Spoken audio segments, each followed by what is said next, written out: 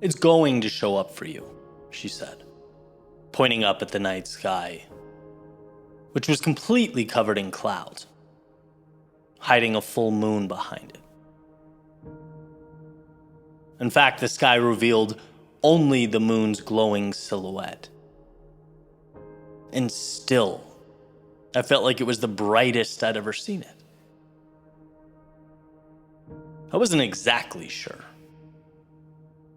I never really paid attention like this. But in that moment, it felt remarkable. It was around midnight. We'd pulled over a few miles north of Scottsdale, got out of the car, and were standing about 10 feet from the road on a little clearing amidst the cacti and other desert plants. Both looking up, taking in the silence. The loudest silence I'd ever heard. Again, things are just so different when you pay attention. A few moments went by, and we watched as the moon pushed its way from behind the clouds, through the darkness, and right to the center of a small clearing in the cloud-covered sky. As if the world had created one tiny window for that moon to peer down at us, unrestricted. There it was. It was perfect.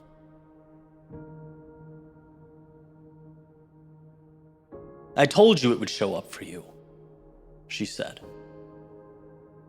I could somehow feel her smiling as she said it.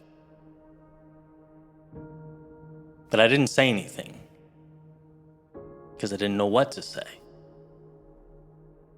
Believe it or not, sometimes even people who yap for a living have no words.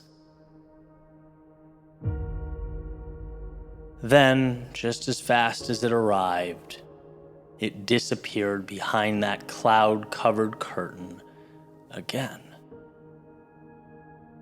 Just as fast as it was shining down in all its beauty, its power, its light, it was a memory. It was just like life.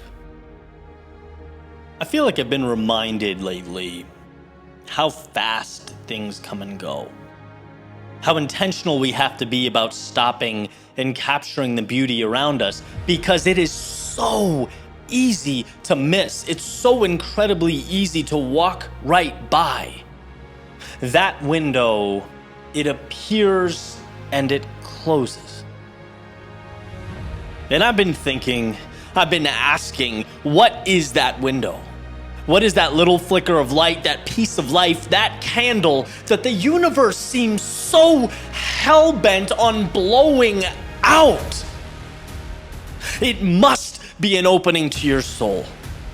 It has to be a portal from God's ears to your heart, a message from the ether to your hands.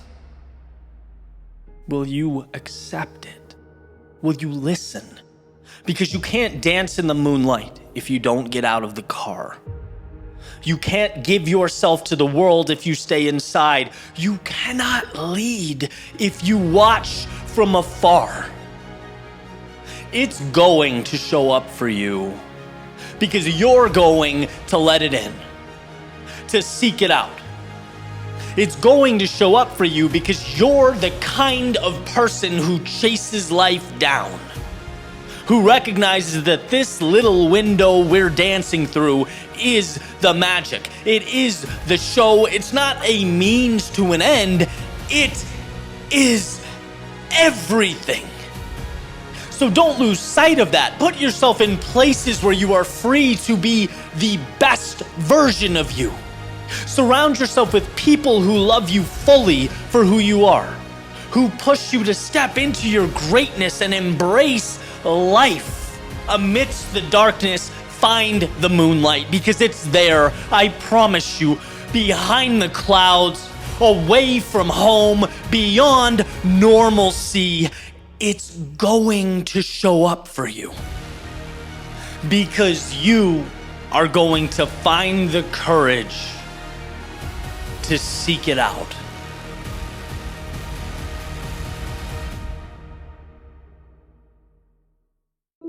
Greatness starts small. It's born from the preparation, the rest, the recovery.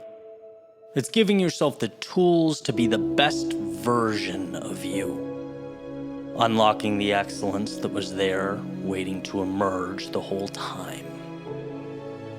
Greatness is allowing those little things to become the big things. Pro-compression. Elevate your performance.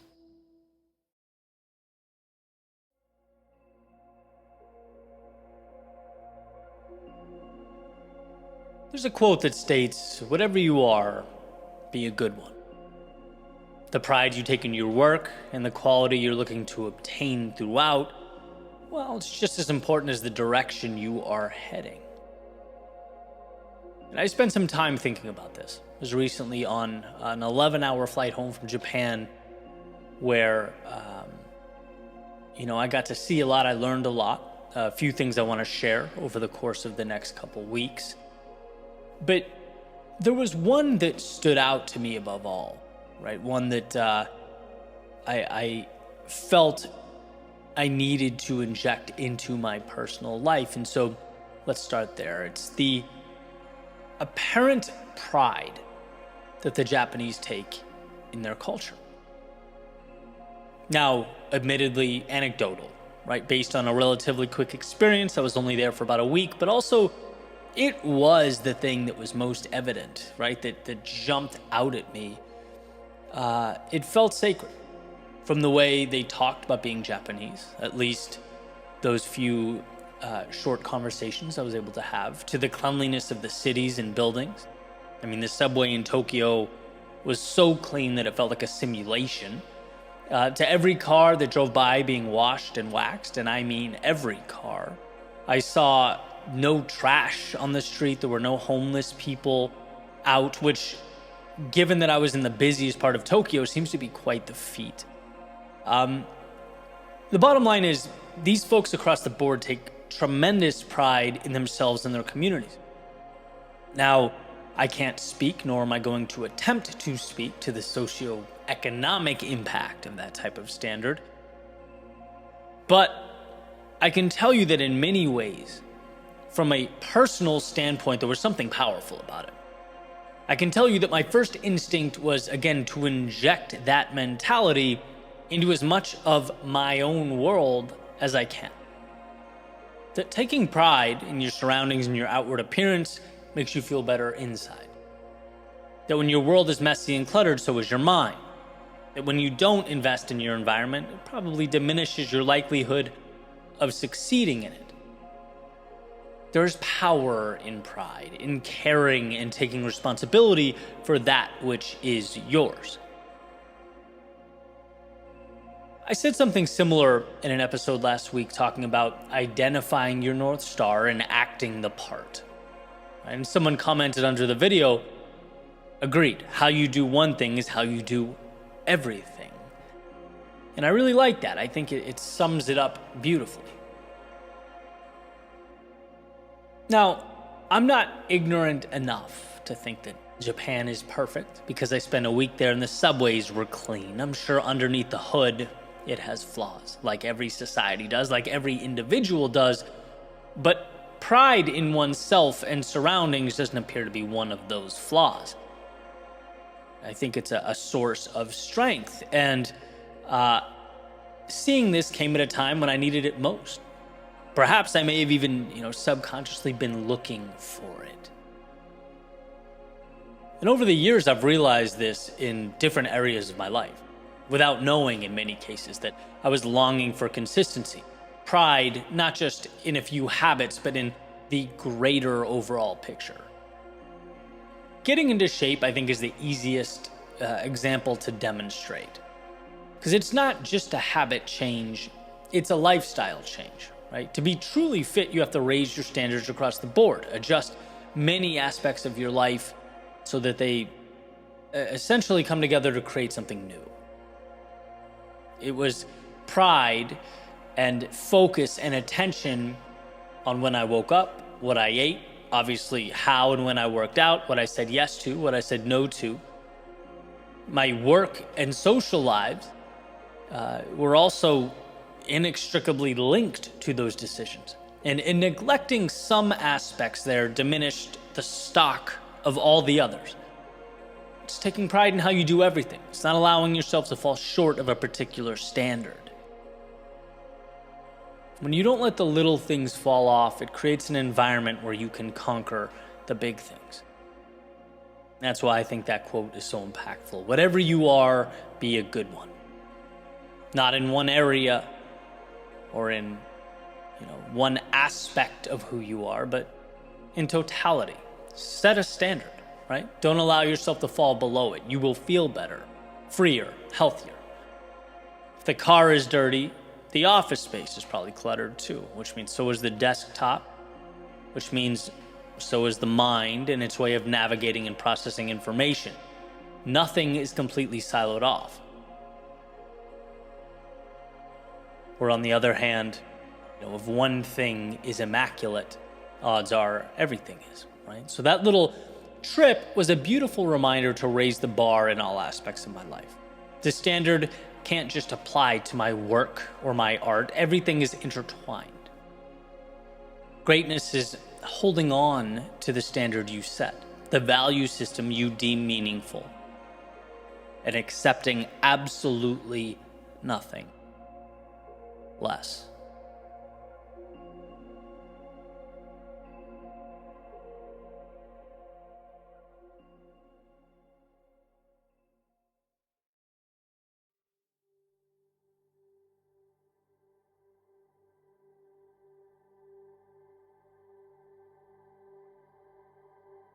Let's talk about the most important thing one can do while navigating the trials and tribulations of life. The thing that, as far as I can tell, supersedes all others, the great equalizer of human beings. One's ability to get back up.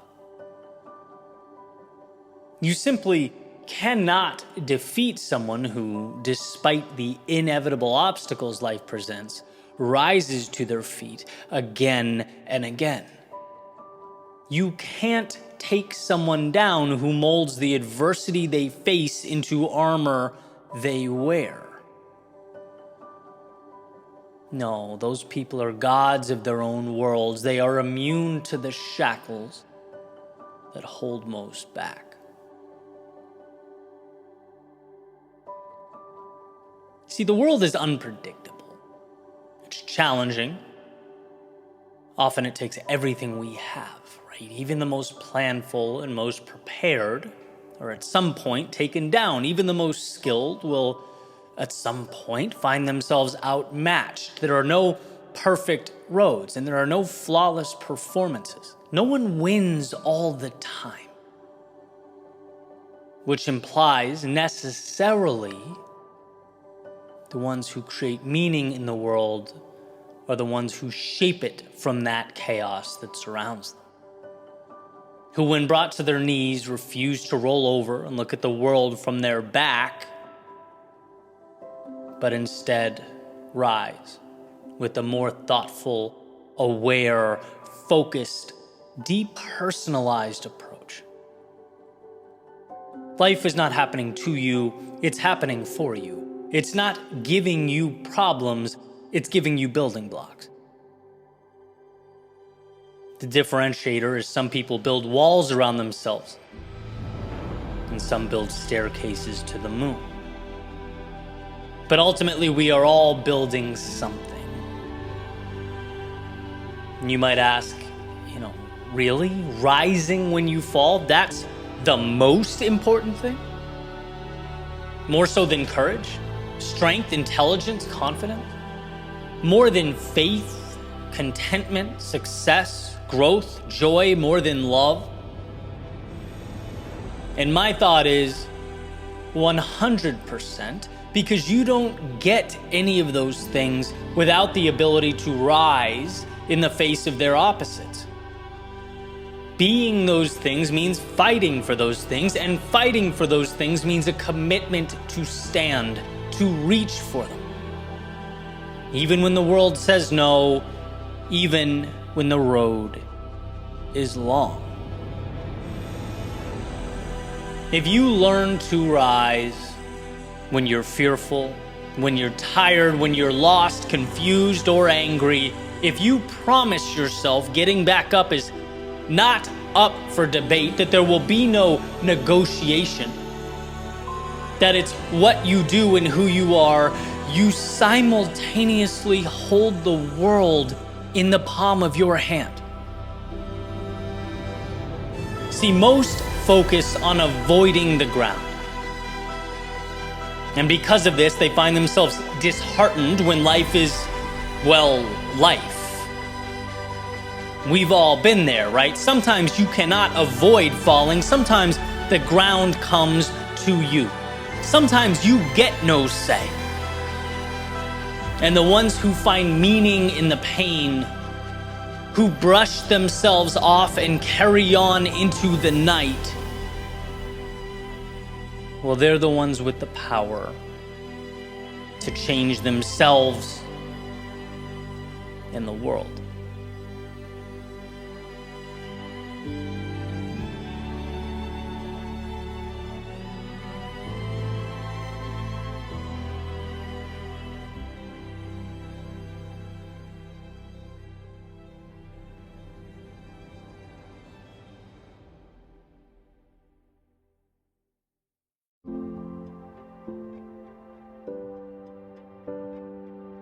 You can allow yourself to be distracted, or, as Robin Sharma suggests, you can do incredible things, but you can't do both. You can stay where the safety and security is, or you can risk what you have in pursuit of your dreams, but you can't do both. You can remain the character depicted in yesterday's story, or you can take those lessons, experiences, and craft a new story. But you cannot do both. Life is a game of trade-offs, where any decision to go in one direction is a simultaneous decision to not go in another. A commitment to X is necessarily a rejection of Y, at least in that moment. Making this question all the more important: what is your North Star? I ask because everything you do is bringing you closer to or holding you back from capturing it. One of my lifelines over the years has been clinging to the quote or idea that simplicity is the ultimate sophistication, right? Consistently trying to arrive there. Why? Because when things get complex in my life, I don't know what I'm choosing. Clutter means I've lost sight of what's necessary versus what's trivial. I become unclear on those critical trade-offs I'm making. And we've all experienced this, right? The simplest questions are always the hardest to arrive at. We can talk in circles about the details, but how often are we honest with ourselves about the why? I remember job interviews in college going on and on about the books I read, the papers I'd written, current events, but then falling flat on my face when asked, so who's Eddie Pinero? A dude doing an interview? Like, what do you want from me? My brain had never gone there. Or even less formal, I'll never forget a friend of mine a few years back asked me what my perfect day was, just casually as we're driving. I said, I don't know, Tom, I've never really thought about that. He goes, then how are you ever supposed to have a perfect day if you don't know? And how simple. Simple and simultaneously incredible. Who wants a life without perfect days, right? Like what is all this for? The world is infinite, and you can be ruled by its variability and its complexity. You can run around adhering to all its rules, hoping you're doing the right thing, whatever that is. Or you can identify, carve out, and rule over your own little piece of it, your own kingdom. You can choose you. If you take the time to uncover who you are, what lights you up, and then, as Emerson advocates, hitch your wagon to that star. The best investment of our time is to truly understand and decide what we should be saying yes to. Because if we don't know what matters, then nothing does. Here's a famous dialogue from Lewis Carroll's Alice in Wonderland.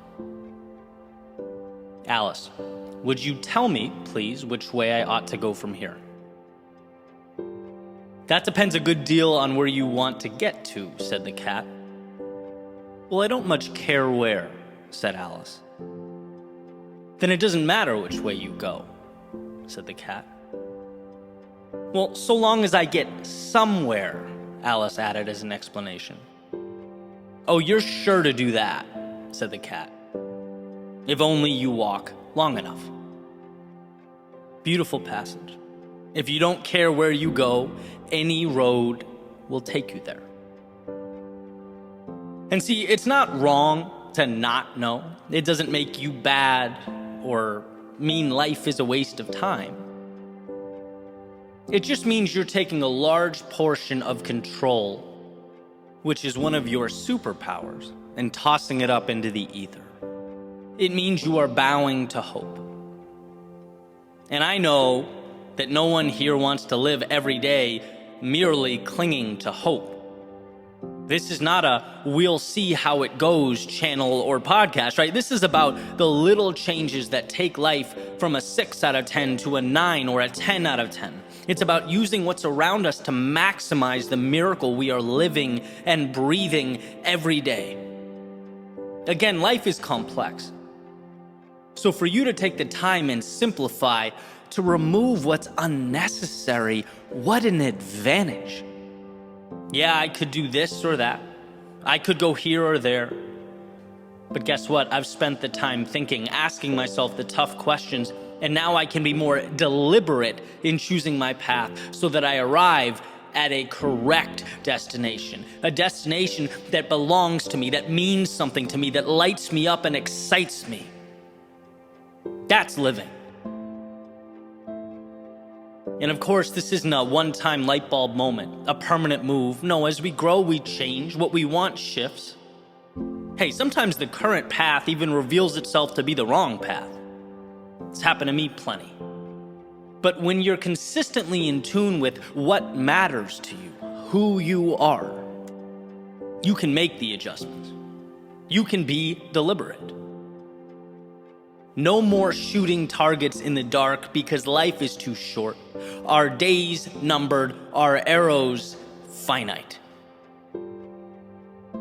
Live life like each day means something. Because each day is transporting you to your something. Let's use the pieces around us to build our own skylines, etch our own stories into the sands of time. If a decision to do one thing is a simultaneous decision to not do something else,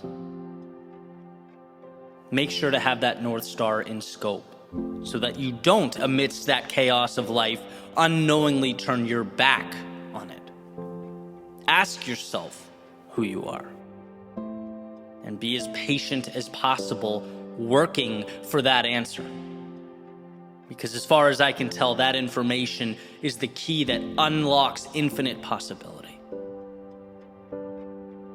It's knowledge that opens the door to life on your terms.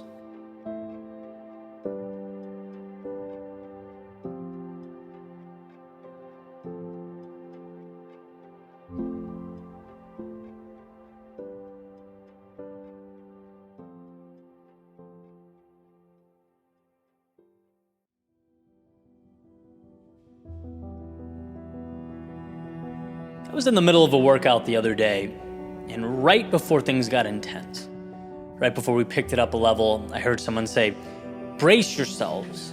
Your minds are about to start lying to you. Now, note, the message was not brace yourselves, you're about to lose focus. Brace yourselves, things are going to get challenging, the path's going to be unclear. No, the message was much, much simpler. That we would be told lies, objectively. And who would tell them? Well, the adversary within each of us. The dark side of the moon, right? Just as there's light, there's darkness. Just as we have the tools to build, we have the tools to tear down. In fact, our life trajectories hinge on whether we find those reasons we can or we find reasons we can't. Whether we push those so-called lies away or embrace and adopt them. But here's what I loved most about that comment, why I found it so moving. You know, I'm someone who's fascinated by the power of mindset. Obviously, I read about it, I experiment with it, I talk about it almost every day. But I guess in my head, I'd compartmentalized it as something slightly more subjective, right? We'll call it negative self-talk, you know, as an obstacle, as chaos we have to learn to navigate. And while that's not wrong, there's something about the simplicity of you can do this, and any thought in your head that says otherwise is a lie that's freeing. That message is like removing shackles. Because that voice in your head, and you can call it a distraction, a battle, you can call it the unknown, you can call it whatever you want. But the bottom line is it's an untruth. You're strong enough to handle the now, period. You are strong enough. Because the liar in you says, you need to know what X minutes, X hours, X days down the road will look like. Oh, you don't? Well, then you can't handle this. It says, you need to sustain this pace or maintain this momentum. Imagine how bad that will hurt. You see that? You can't endure that. The liar in you says you're not as strong as the ones who did it before you. You see them? They're better. The liar in you will do whatever it can to protect your ego at the expense of your growth. It wants to push off any type of pain because the liar in you knows one thing and one thing only: safety. So as you put your head down and embark upon the journey of life, remember that when things get tough, much of what you will be told will be untrue. And the vast majority of that won't be external. It will be derived from whatever entity manufactures the thoughts floating around in your head. Winning is calling that liar out, stopping it in its tracks. Winning is saying, there's no proof on earth that suggests I can't take another step forward, and then another, and then another. There's absolutely zero evidence that you can't take what's being given to you and not only survive the moment, but thrive. See, when you hold the pen, anything seeking to tell you how the story ends is simply, definitionally, unequivocally not true. Not unless you want it to be. Because the story and its ending are yours. What will become truth is what you write down. Line by line, moment by moment, day by day. So when the liar speaks, understand what she is and keep writing. And when the liar cries out, understand his intentions and keep building. If you want this moment, it's yours. And that is truth.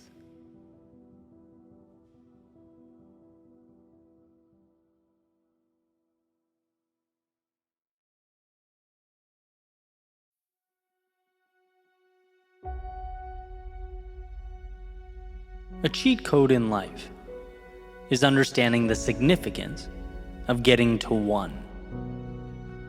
Because if you can get 1, you can absolutely get 2.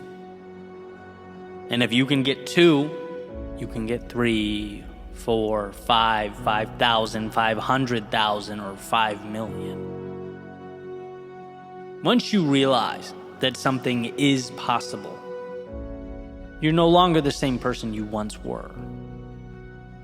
Your hands need not be held to the sky as though the universe is going to drop something into them.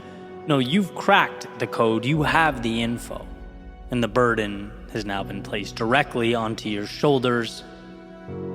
That little question, is this possible, dissipates. Getting to 1 was your proof of that. And then the obvious accompanying question, now what are you going to do about it? What are you going to do? Because the race isn't to 1 million, it's to 1. 1 is the power, 1 is the reassurance, 1 is everything you need. If you can sell 1 painting, you can sell 50,000 paintings. If you can make 1 3-pointer, you can make thousands of 3-pointers. If you can create 1 genius marketing video that goes viral, you can create hundreds, thousands, millions. Again, the evidence? You got 1. Anything beyond 1 is procedural. It's a testing of methods. It's becoming relentless in your pursuit to repeat the process with the pieces at your disposal. But make no mistake, those pieces are there. Everything you need is there, so long as you get to 1. I had to recently break through to this realization. Like so many of us, I'm an ambitious person. I love the game. I want to add value to more people, reach more listeners, generate more revenue, scale impact, all that stuff, of course. But for a while, I just couldn't figure out how. I became almost disillusioned. What am I doing wrong? What if maybe, do I dare even think for a second that I've gone as far as I can go? But was ultimately rescued. Rescued by the realization that I was asking the world for things I didn't have instead of leveraging what I did. I needed to separate the value I possessed from the logistics that would transport it. Because, and this is what we forget, I've already performed my miracle. I've added value to 1 person, and if you can add value to 1, why not 10? Why not 10 million? It's not a product issue. It's a scaling question. The car works. Figure out how to get it to the racetrack. The tool is effective. Now get it into the hands of the builders. You see the difference, the confidence that comes with that? Instead of doubting all that you bring to the world, asking yourself if more is possible, you say, yeah, of course it is, because I've already done it. Here is my proof. Now what's around me that I can use to deliver it? How can I try things, reposition things, figure out how to scale and get further? But I know it's possible. So many of us have already gotten to 1. We're adding value. We're doing what we believe in. But we're asking the wrong question. We're still asking whether more is possible. It is. The burden is just on you to bring it to fruition. The burden is on you to find a way to scale the value contained in your 1 thing. And by the way, if you haven't arrived at 1 yet, buckle up. Right? Getting to 1 was one of the best periods of my life. Right? Finding your value proposition, enjoying the process, exploring, finding that intersection of value and personal contentment. You'll eventually arrive there. But remember, for you, the goal is not 1 million, it's 1. 1 idea that works, 1 approach that lights you up, 1 action that opens your eyes to the upside, that makes the world better to those around you. When you've found your 1 thing, when you know it makes a difference, Then you move on to the scaling chapter, right? Then how do we turn 1 into 1 million? But they're two different questions. So remember that moving forward. No matter how stuck you feel, if you have 1, you simultaneously have a little seed capable of producing infinity. It just needs attention. Trust yourself to work through the logistics, because that's all it is.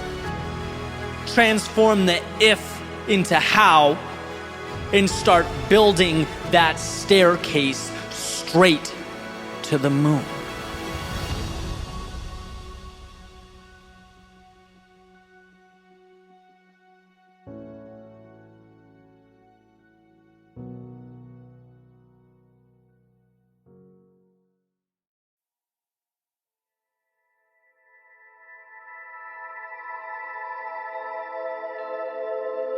Find a way. Because first and foremost, there always is one. Find a way, because you are more than strong enough. Because anything other than a solution or some semblance of progress means you gave in, called it quits, threw in the towel. And giving in is not who you are. Find a way, because that discomfort today, well, it becomes our greatest source of pride tomorrow. The simple decision to carry on or stick it out now is so much more than it appears to be when under duress. Sure, it's easy to turn around. But everything relies on your moving forward into that darkness. Find a way. Because while we may think we want safety and need predictability, our souls want adventure. Life's meaning is comprised of the mountains climbed and dragons slayed, so step out and slay your dragons.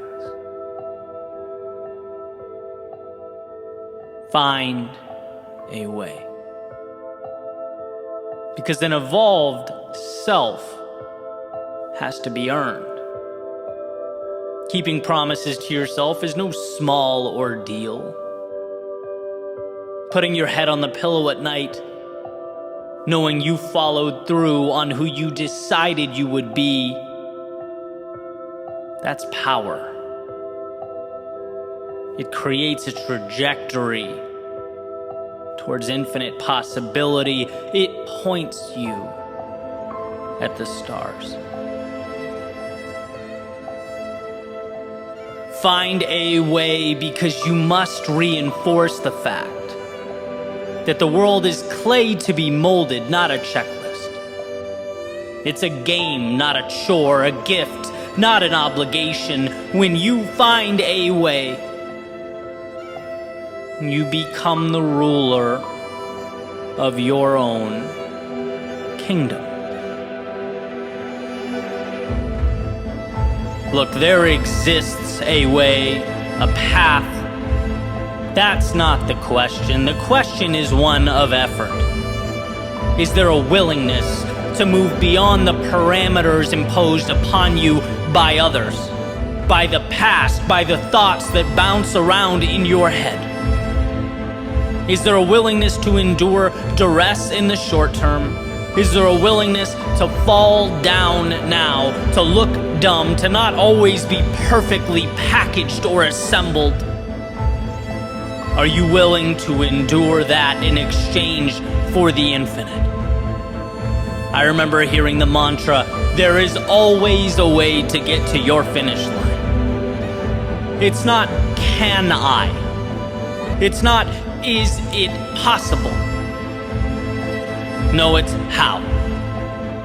how do I get there? The dots exist. You have to be the one to connect them. You have to build bridges over the oceans of unknowns, the valleys comprised of the unforeseen. Oh, there is a way. Remember that. Remember that it's not the destination that's in question, but one's willingness to knock and knock and knock until the right door opens. Remember that you have everything you need, that you are armed with all that is required. You were made to connect those very dots before you. You just have to decide what's more important to you. That feeling of reaching the top of the mountain, or the feeling of its shade at the bottom. What will you give to be more than you've ever been? Do more than you've ever done? There is always a way.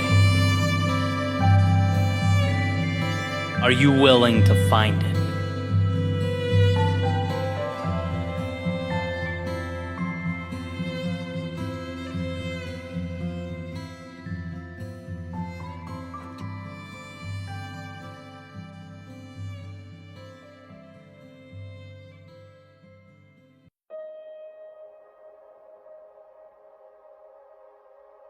If someone were to tell you life is easy, they'd be incorrect. If they were to tell you there's a specified path to contentment, they'd be misinformed. If they were to tell you there's a book of answers to every question you'll come across, they'd be misled. The point is not that life is easy, predictable, or defined. The point is that despite the fact that it's none of those things, you're capable of making something from it. That from a seemingly endless barrage of unknowns exist the pieces to build something truly extraordinary. I came across a quote a few years ago from Abraham Maslow and a concept that was in Ernest Becker's book, The Denial of Death. And the idea is we are simultaneously gods and worms. And every once in a while you come across an idea that changes the way you see things. That's definitely one of them, right? A duality that is perpetually under tension. Gods and worms. We're animals. We're flesh and bone, eroding by the day. Right? We're given a temporary stay on a giant rock rotating around the sun, while simultaneously equipped with the power to not only be aware of that finitude, but to transcend it, to dream, to see things that are not yet there. Our minds are miraculous. We are both gods and worms. So what do we do about this? How about use the fact that we're going to die, the fact that in many ways we don't have control, the fact that life is messy and unpredictable and often a maze of complete chaos, to, rather than shrink because of it, take off the guardrails and reach for the heavens. To put things into existence that do not yet exist. Why not go all in? After all, the thing about living, as the saying goes, is that no one makes it out alive. No one hops on the roller coaster to constantly look at their watch, to dwell on its temporary nature. No, it's to enjoy the ride. And what is our time here but a few short rides around the sun? So when it feels like life is too big, when the day overwhelms or disintegrates into chaos, Don't fixate on the rocky nature of the world around you, but on your ability to take it all and make it mean something. Cherish the idea that although everything around you is dictated by natural laws and constraints, your mind is bound by nothing. And where you seek answers, you will find them. Where you pursue more, you will unlock it. Our finitude, our challenges are essential to our existence. They remind us that we have nothing to lose, that the song will end, so why not dance like it's your last time? Because sure, in time we will be dirt for worms.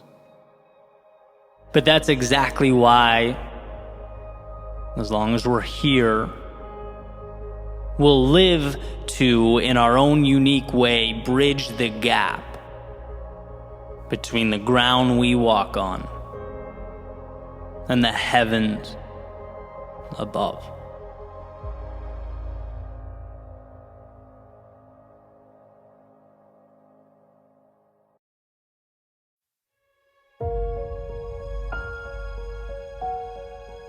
The hard thing brought me through hell,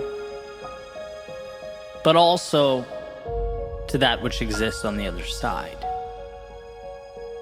The hard thing prompted me to question and doubt, but also provided the pieces I used to build my confidence little by little. It made me ask the tough questions, the ones maybe I didn't want to hear the answer to, but also gave me the power to transform those answers I didn't like. The hard thing meant forfeiting being the expert in my world in exchange for the role of student in a foreign arena. Gave me new ladders to climb, new possibilities to reach for. It showed that true growth requires a willingness to be the beginner. It took some people out of my arms, my circle, my work, and in some cases my life altogether, but always seemed to open the door to those souls better aligned, those conducive to the journey and the process. Let's remember what the hard thing is. Beyond the pain, because we all know it does bring that. Beyond the challenges, because there are certainly many.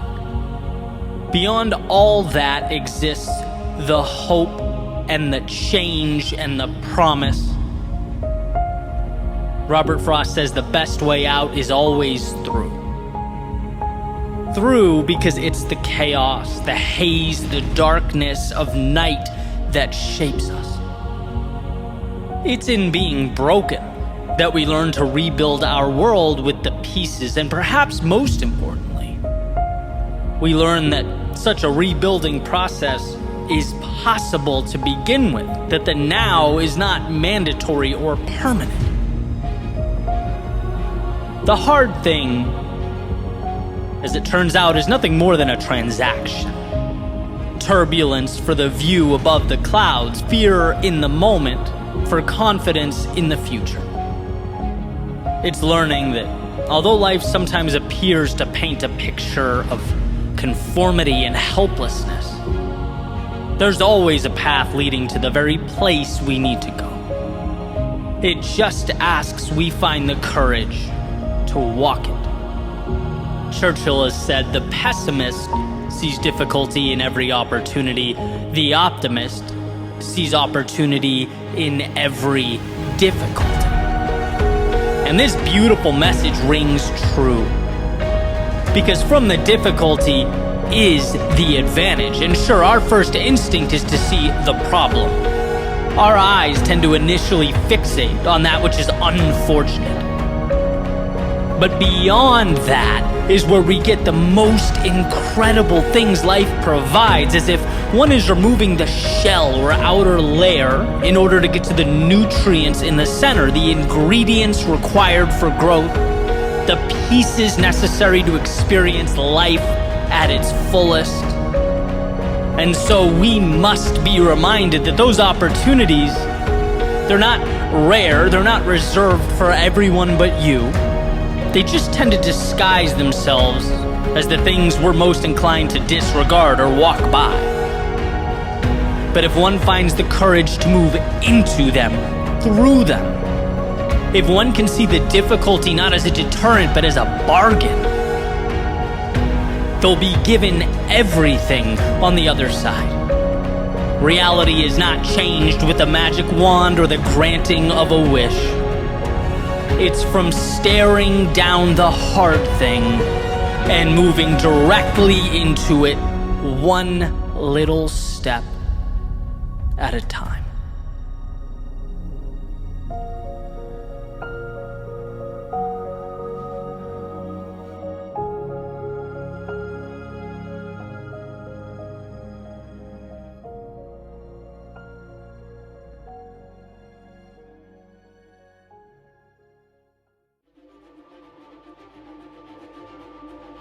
To life's adversity, thank you. To the challenges, the ones I hated in the moment, I am beyond grateful. They became invaluable. Those moments that forced me to be more than I was. Step out before I was ready so that I could arm myself for the path that was meant for me. Thank you to those times I was afraid. You taught me that the darkness is never as bad as our thoughts make them out to be. And when we learn to trust ourselves, we realize that fear becomes strength. Thank you to those times I fell short of expectations, the times I didn't quite hit the mark. You taught me that it's not about me, it's not personal. It's about taking that awareness and going at it again more intelligently. Thank you to the times I felt alone, the times I didn't get the support I hoped for or anticipated. You did two things. You reinforced the value of an effective, committed team, but you also emphasized that if that candle's going to stay lit, it's going to be because I commit to keeping it lit. And when tempted to point out and blame the external world, I must pause, reassess, and focus on the world within. Thank you to those times of stagnation, the valleys of despair, of uncertainty. You reminded me that momentum has to be manufactured, and the answers we need are never big or complex. They are small and they are simple. We are always one step away from getting back on track. Thank you to the unexpected setbacks, the from out of nowhere obstacles. You taught me that the trials and the tribulations, they are not the exception, they are the rule. That success isn't running from them, but learning to deal with them. There's a saying that life is 10% what happens to us and 90% how we react to it. Thanks for showing me to allocate my energy to the reaction. Thanks for the times I looked around and couldn't find a conceivable way, the times things seemed helpless and hopeless. You taught me that even in our darkest moments, there is an answer, that I am capable, I am strong enough. And who would have thought that all these things, all these situations I would have loved to run away from were a gift more valuable than any other? Who would have thought that predictability and comfort were wolves in sheep's clothing, that danger is never the obstacle? It's in thinking you've been slighted by life when the obstacle arrives. In reality, every setback is a chance to be more, to step into that future self, to live life. It is from our struggle that we acquire our strength. From our pain, we find just how far we can go. So to these challenges that made me who I am, thank you for the insight, the lessons, and the evolution. Thank you for showing me what no success could ever have shown.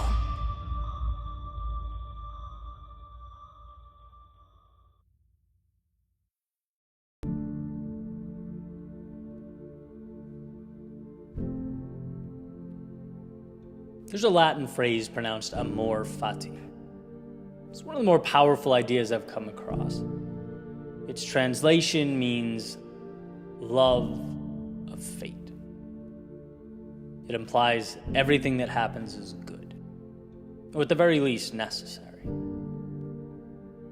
And I think we need that reminder from time to time, because funny enough, it is one of the first sentiments to leave us when we're in trouble, when we're down or lost.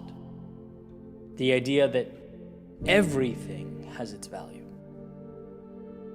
And sure, we don't always understand it in the moment or when we're fighting through it, but that circumstance, or even tragedy, in the great play of life has a crucial role. Someone recently sent me a beautiful clip from a Stephen Colbert interview. And I want to dive in, but there's a caveat. I ask that you listen to this in a vacuum. For our purposes, I'm not going to be the Stephen Colbert who mocks half the country on live TV every night. This is the wise Stephen Colbert with a lot of value to add, because he can be both. To frame the interview, he's sitting across from Anderson Cooper, and Anderson's asking him about something he said a while back. Anderson reads the quote, "I've learned to love the things I'd most wished had not happened. What punishments of God are not gifts?" Anderson then looks up from the paper, looks over at Stephen, and asks, "Do you really believe that?" To which Stephen responds, "Yes. It's a gift to exist, and with existence comes suffering. There's no escaping that. You can't pick and choose what to be grateful for." A truly incredible emotional moment. It is the realization of amor fati. Even the most trying of times are a bridge to something. Even that which is taken away creates a space for one to ultimately find what they need. A couple years ago, I did a keynote in Hollywood Beach talking about those difficult situations. Some of them are external, but some of them we create. Right? Chaos, self-induced, that opens the door to the most precious of occurrences. Things that I never would have had or arrived at if not for the pain, the sadness, the confusion. It truly all fits together. And so I basically take a trip down memory lane, talking about the physical duress of a cold morning run. Wouldn't you know it, strengthens one's conviction and belief in themselves. Or the sadness in leaving someone you care about, someone you love, knowing it's no longer what's best for either of you, but was necessary. Touched on the fear, the physical resistance I felt walking onto stages in 2015 and 16, dreaming of off-ramps, thinking of excuses in my head all the way up until the mic was in my hand on stage and words came out of my mouth. That propelled me to comfort and confidence in sharing my voice. Again, it's all one big puzzle. Every piece matters. You don't get ups without downs. And as you push forward into the next thing and the next, as you see the breadth of the unexpected and the power of the unknown, you learn. You learn that the so-called lows aren't the exception. They're not a problem to be solved. And as I sit here now, I even view them less as a cost than I once did, a pain that must be endured. No, it's all worthy and deserving of our gratitude. It all matters. It's all precious.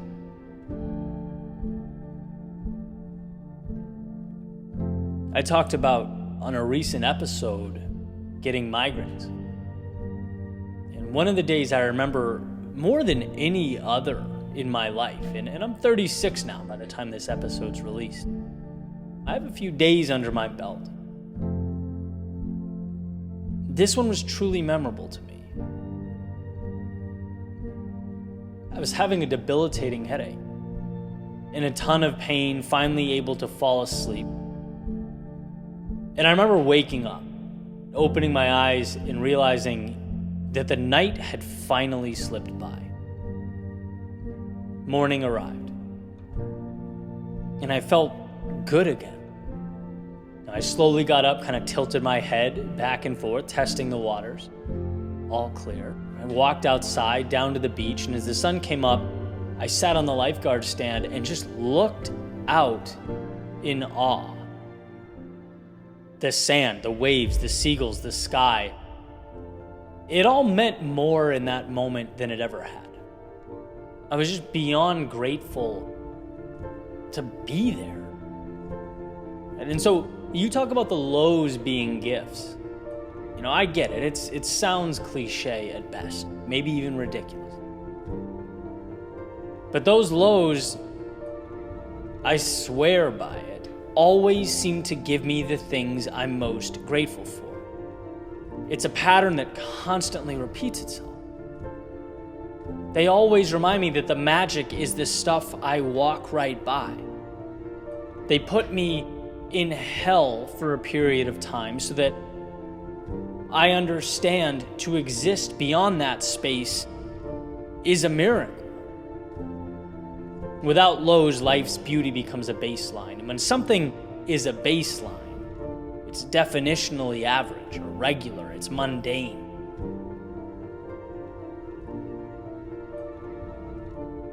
I've learned to love all the things I'd most wished had not happened. What punishments of God are not gifts? It all matters. It all brings you somewhere. And if you're at a point where you're so deep in the weeds or so far in the trenches that you've forgotten, I hope this finds you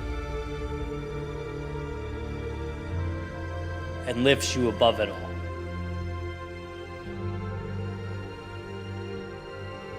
I hope it reminds you that you will arrive at the place you most need to be.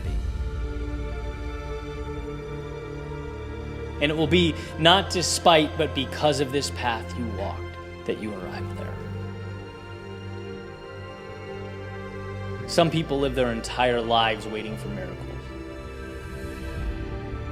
And some people realize they're already in one and act accordingly. I hope today you choose the latter because it is a gift to be here.